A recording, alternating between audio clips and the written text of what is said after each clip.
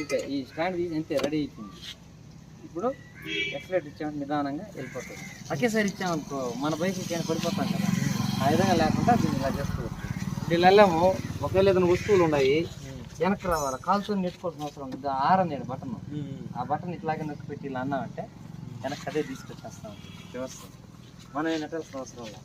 ఈ విధంగా బాగుంది, అద్భుతంగా. ఇది ఉండేదే కాకుండా ఇప్పుడు బండి ఇలా ఉంది, మనము ఉదాహరణకి లాక్ చేసేస్తాం. దీన్ని నెట్టుకోవచ్చు, ఊరికే ఈ పక్కన చేయవచ్చు. నెట్టుకో అరిసేదే కాదు, ఇంకా కొన్ని నెట్టుకోపో అంటే ఇంకా బాధ, ఇంకా నెట్టుకోపో వెనక్రా కట్టేసింది అంతే.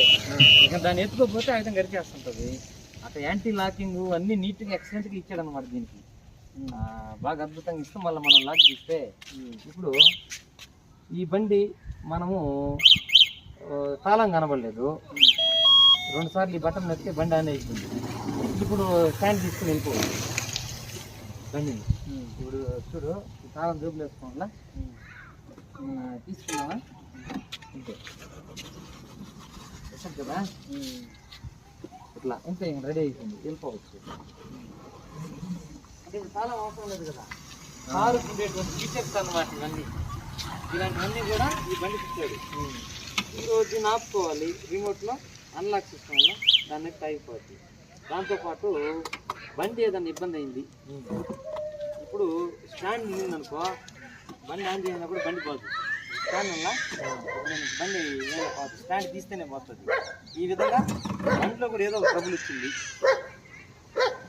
బ్యాటరీ ఛార్జింగ్ ఉంది, బండి ఏదైనా ట్రబుల్ ఇస్తే ఇక్కడ ఒక బటన్ ఇచ్చాడు.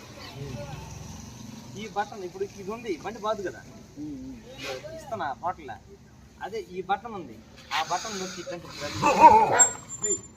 ఎందుకు తీసుకెళ్ళింది 15 కిలోమీటర్ల దాకా. ఇప్పుడు పక్కన ఈ బండి తీసుకొని ఉంటాం మనము, పక్కన ఏదైనా ఇబ్బంది అయింది ఆగిపోయిందంటే ఆటోమేటిక్గా చేయాలా. అందుకని ఏం చేస్తున్నాడంటే 15 కిలోమీటర్ల దాకా తీసుకెళ్ళిపోద్ది. ఈ లోపల మనకి ఏదో గమ్యం ఉంటుంది కదా, అవును, అది చేసుకోవచ్చు. ఇట్లా అద్భుతమైన ఫీచర్స్తో వాటర్ ప్రూఫ్ వద్దు, వాళ్ళకి ఏళ్ళకి మనం తడుస్తుందా ఏం భయపడి వల్ల అద్భుతంగా ఉంది. ఓకే.